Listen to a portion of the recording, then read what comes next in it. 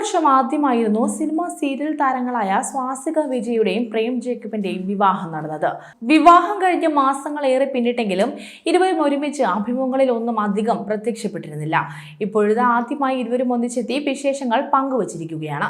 ഒരു ഓൺലൈൻ മാധ്യമത്തിന് നൽകിയ അഭിമുഖത്തിലാണ് താരങ്ങൾ വിവാഹശേഷമുള്ള ജീവിതത്തെക്കുറിച്ച് സംസാരിക്കുന്നത്. തങ്ങളുടെ ആദ്യത്തെ ഓണം സ്വാസികയുടെ വീട്ടിലായിരുന്നുവെന്നും തന്റെ വീട്ടിൽ ഓണം വലുതായി ആഘോഷിക്കാറില്ല എന്നും പ്രേം ജേക്കബ് പറയുന്നു. ആഘോഷങ്ങൾ സ്പെഷ്യൽ ആക്കണമെന്ന് ആഗ്രഹിക്കുന്നയാളാണ് താനെന്നും അതുകൊണ്ട് തന്നെ തങ്ങളുടെ ആദ്യത്തെ ഓണം വീട്ടിൽ ഗംഭീരമാക്കിയെന്നും സ്വാസികയും പറയുന്നുണ്ട്.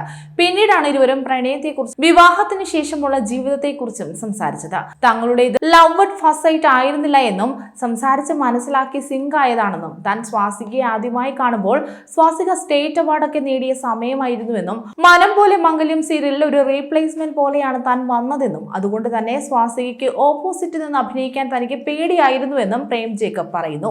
ഇത്രയും വലിയൊരു നടിയാണല്ലോ എന്ന ടെൻഷനായിരുന്നു കൂടുതലുമെന്നും എന്നാൽ സംസാരിച്ചു തുടങ്ങിയപ്പോൾ പാവമാണ്, ജാടയൊന്നുമില്ല എന്ന് മനസ്സിലാക്കിയെന്നും കൂടുതൽ സംസാരിച്ചപ്പോൾ വൈഫ് മെറ്റീരിയൽ ആണെന്നും മനസ്സിലായെന്നും ഡൗൺ ആയിരുന്ന ടൈമിലെല്ലാം സ്വാസിക തനിക്കൊപ്പം നിന്നിരുന്നുവെന്നും പങ്കാളിയായി സ്വാസികയെ കൂടെ കൂട്ടിയതിന് പിന്നിലെ കാരണം വ്യക്തമാക്കി പ്രേം ജേക്കബ് പറഞ്ഞു. സ്വാസിക ഹൈപ്പറാണ്, എന്നാൽ താൻ ഇൻട്രോവേർട്ടാണ്. കൺസിഡറേഷൻ കൂടുതൽ കൊടുക്കണമെന്നതാണ് ഇപ്പോൾ സ്വാസികയുടെ പ്രധാന പരിഭവമെന്നും പ്രേം പറയുന്നുണ്ട്. പിന്നീട് സ്വാസികയാണ് സംസാരിച്ചത്.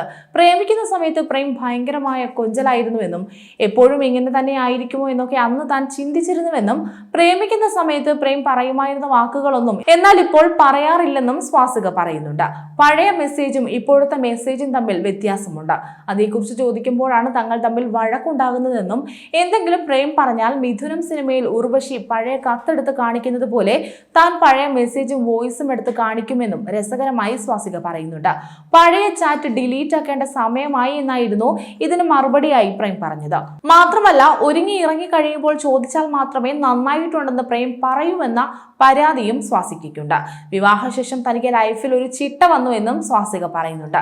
മറ്റൊരാൾ കൂടി ലൈഫിലേക്ക് വന്നു എന്നത് പരിഗണിച്ചാണ് താൻ ഇപ്പോൾ പെരുമാറുന്നതെന്നും താൻ എന്ത് നിസ്സാര കാര്യം പറഞ്ഞാലും കേട്ടിരിക്കാനുള്ള മനസ്സ് പ്രേമിനുണ്ടെന്നും ആദ്യത്തെ വിദേശ ഡാൻസ് ഷോയ്ക്ക് താൻ പ്രേമിനെ കൊണ്ടുപോയിരുന്നുവെന്നും എന്നാൽ ഷോ കഴിഞ്ഞിട്ട് തന്റെ പ്രകടനത്തെക്കുറിച്ച് കാര്യമായൊന്നും പ്രേം പറഞ്ഞില്ല, അതിന്റെ പേരിൽ താൻ വഴക്കുണ്ടാക്കിയെന്നും സ്വാസിക പറയുന്നുണ്ട്.